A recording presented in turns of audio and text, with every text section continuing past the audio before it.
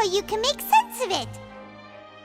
But then it feels like we're going to have to share some truly shocking revelations. Let's hear them. Incredible! Linny, did you hear that? We're not real humans.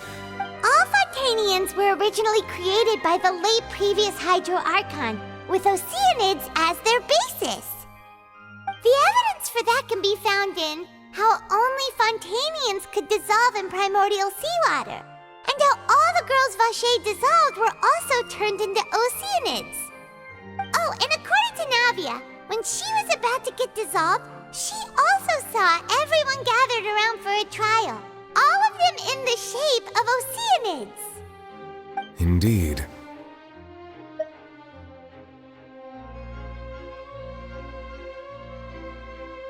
Yeah, and it follows from the content of the first slate that she probably angered Celestia by creating humans without prior permission. That could also explain why the Oratrice judged the Hydro Archon to be guilty. It's to account for that ancient sin. The Hydro Archon's true sin was creating us?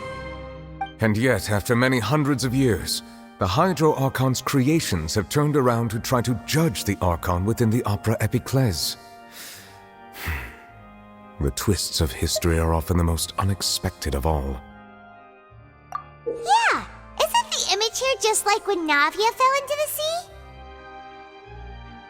So wouldn't it be trying to show the image of the Hydro Archon also falling into the sea once the prophecy has been fulfilled in the fourth slate?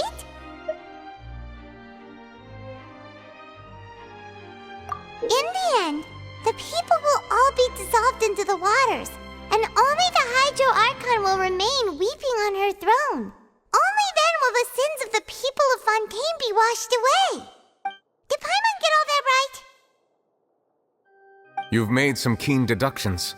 I must say, given how much you still don't know, it is impressive that you've already managed to connect so many pieces of the truth. However, while you were able to decode all the information on the slates, they've also been etched with an additional layer of hidden information using a different power source. When we were at the ruins, I tried to decipher the hidden information recorded in the slates.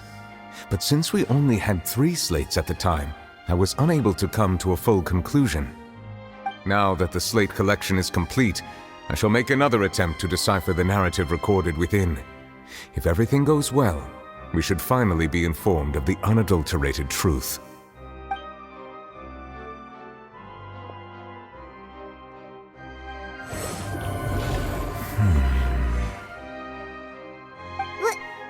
Well? Did you get it? I believe I should share this truth not only with you, but with all the people of Fontaine as well. I will try to briefly summarize it for you.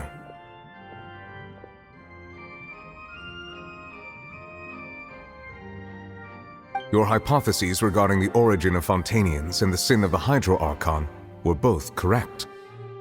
In the Fontaine of old, the previous Hydro Archon sensed the yearning of her Oceanid familiars for life on land.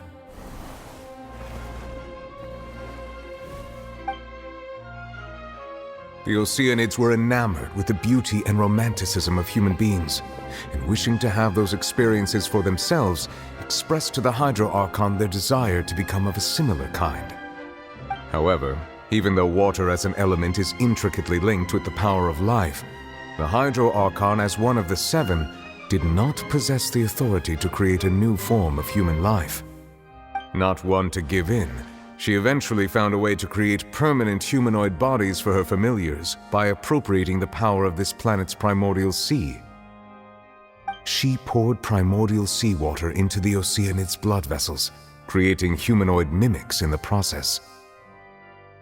But if Fontainians were to ever come into direct contact with water from the primordial sea, the power within their bodies would escape these artificial restraints and return to the sea. As a result, their forms would collapse, and they would be reverted to their original forms as Oceanids. Of course, the Hydro Archon never received permission from the heavenly principles to create a new human race. And thus, The Hydro Archon and all of her creations came to shoulder the original sin of appropriating the power of the primordial sea. That is the true history of how the people of Fontaine first came into being. So we were all Oceanids before we turned into human beings? That's way too much information for me. I think I'm just going to pretend that I never heard a single thing. Wait, but if that's the truth, we can't let the Hydro Archon be sentenced to death. After all, her only sin was creating us. This really might be too much information for your regular Fontainian, but it does answer a lot of our questions. Alas, your hypothesis regarding the third and fourth stone slates was inaccurate. The slates' respective positions are, in fact, correct.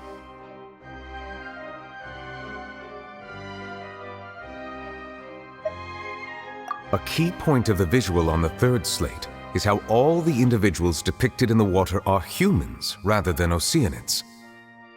They have not been dissolved, which implies that the water depicted in this slate is not water from the primordial sea. The nation of Fontaine is the nation of Hydro, as well as the nation of trials and justice. Instead of being the literal element, the water in the scene symbolizes judgment and justice. You may also recall Navia's experience. When she fell into the sea, her consciousness was surrounded by that of many others who intended to hold a trial to determine her fate. Therefore, the meaning of the third slate is that the people of Fontaine shall try the Hydro Archon at the court of justice. Yes, it refers to our present situation. I think I'm following now. So, what you're saying is, even though we decided to put on this trial to avoid fulfilling the prophecy, in truth, everything we've done has happened exactly as the prophecy foretold. So now, it seems, we're the ones making sure it comes true. What should we do?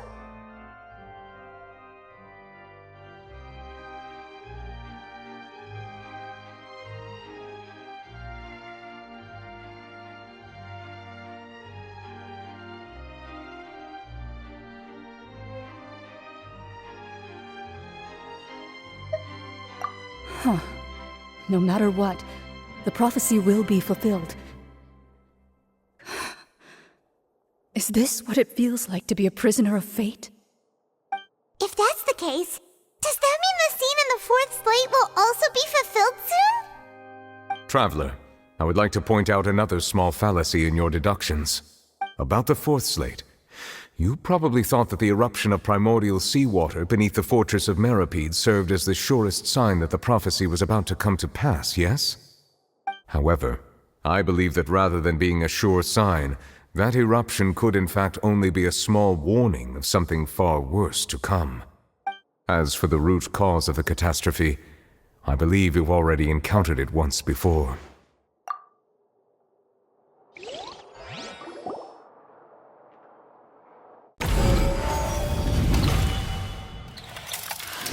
This eruption was just a small warning of the things to come. We must find the root cause of the disaster.